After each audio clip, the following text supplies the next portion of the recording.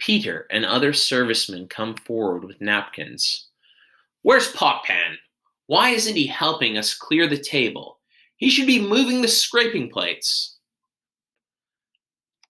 When only one or two men have all the good manners, and even they are dirty, things are bad. Take away the stools, the sideboards, and the plates. You, good friend, save me a piece of marzipan, and if you love me, have the porter let in Susan Grindstone and Nell, Antony, and Potpan. Yes, boy, I'm ready. They're looking for you in the great chamber.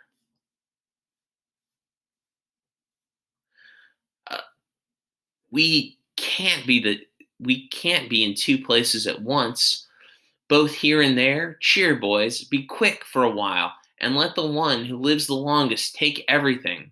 Peter and the serving men exit.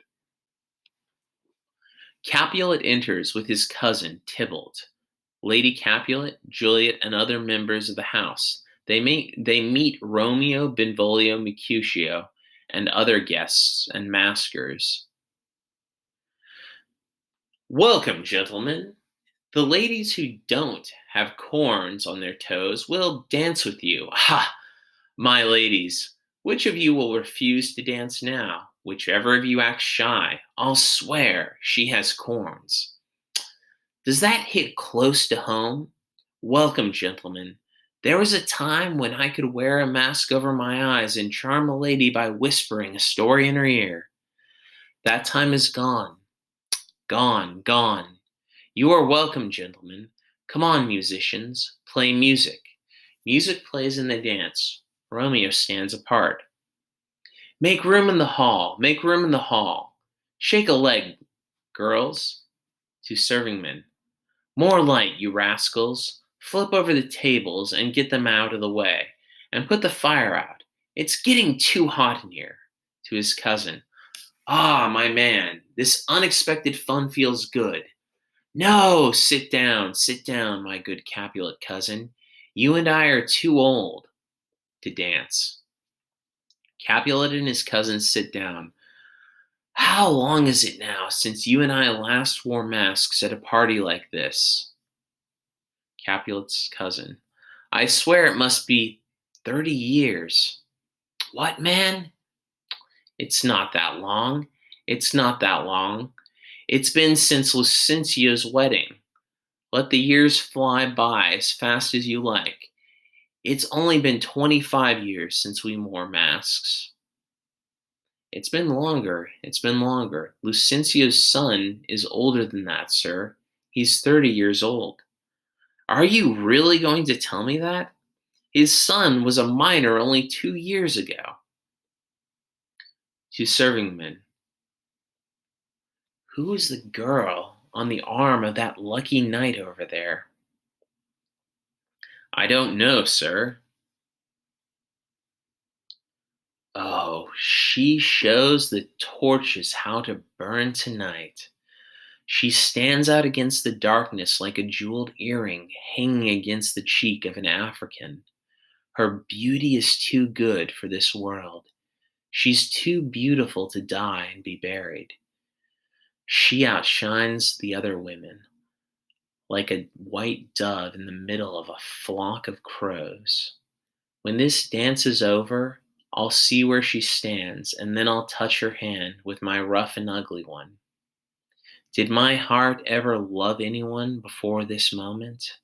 My eyes were liars. Then because I never saw true beauty before tonight. I can tell by his voice that this man is a Montague. To his page. Get me my sword, boy.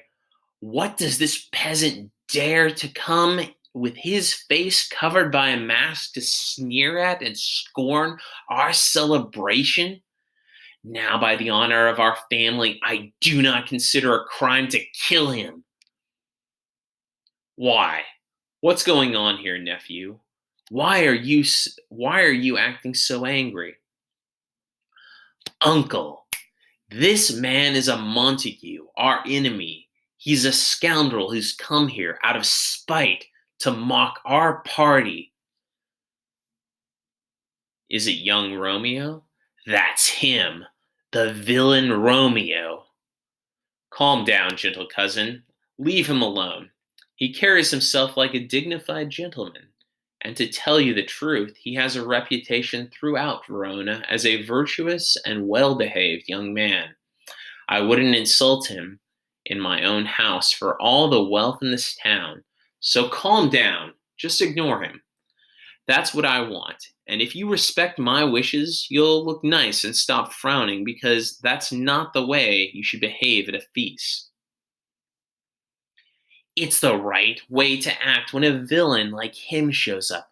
I won't tolerate him. You will tolerate him. What, little man? I say you will. What the? Am I the boss here or you? Or are you? What? You won't tolerate him? God help me, you'll start a riot among my guests. There will be no chaos. It will be your fault. You'll be the rabble rouser. But, uncle, we're being disrespected. Go on, go on. You're an insolent little boy. Is that how it really is? This stupidity will come back to bite you. I know what I'll do. You have to contradict me, do you? I'll teach you a lesson. To the guests. Well done, my dear guests. To Tybalt. You're a punk. Get away. Keep your mouth shut or else. To serving men. More light, more light. To Tybalt. You should be ashamed. Till shut. You should be ashamed. I'll shut you up. To the guests. Keep having fun, my dear friends. The music plays again and the guests dance. The combination of forced patience and pure rage is making my body tremble. I'll leave here now, but Romeo's prank, which seems so sweet to him now, will turn bitter to him later. Tybalt exits. Taking Juliet's hand, your hand is like a holy place that my hand is unworthy to visit. If you're offended by the touch of my hand, my two lips are standing here like blushing pilgrims, ready to make things better with a kiss. The, f- the first 14 lines Romeo and Juliet speak together form a sonnet. Good pilgrim, you don't give your hand enough credit. By holding my hand, you show polite devotion. After all, pilgrims touch the hands of statues and of saints. Holding one palm against another is like a kiss. Don't saints and pilgrims have lips too? Yes, pilgrims, they have lips that they're supposed to pray with. Well then, saint, let lips do what hands do. I'm praying for you to kiss me. Please grant my prayer so my faith doesn't turn to despair. Saints don't move, even when they grant prayers. Then don't move while I act out my prayer. He kisses her. Now my sin has been taken from my lips to yours. Then do my lips now have the sin they took from yours? Sin from my lips? You encourage crime with your sweetness. Give me my sin back. They kiss again. You kiss like you've studied how. Madame, your mother wants to talk to you. Juliet moves away. Who is her mother? Indeed, young man, her mother is the lady of the house. She is a good, wise, and virtuous lady. I nursed her daughter, whom you were just talking to. Let me tell you, the man who marries her will become very wealthy. To himself, is she a Capulet? Oh, this is a heavy price to say. My life is in the hands of my enemy. To Romeo, come on, let's go. Right when things are the most fun is the best time to leave. Yes, but I'm afraid I'm in more trouble than ever. No, gentlemen, don't get ready to go now. We have a little dessert coming up. They whisper in his ear. Is that really true? Well, then I thank you both. I thank you, honest gentlemen.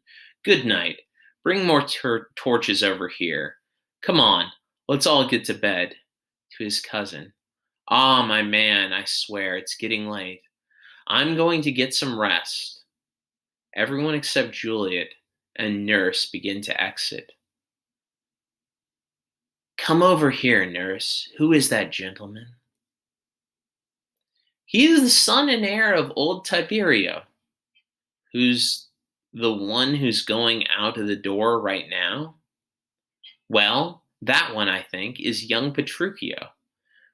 Who's the one following over there? The one who wouldn't dance? I don't know his name.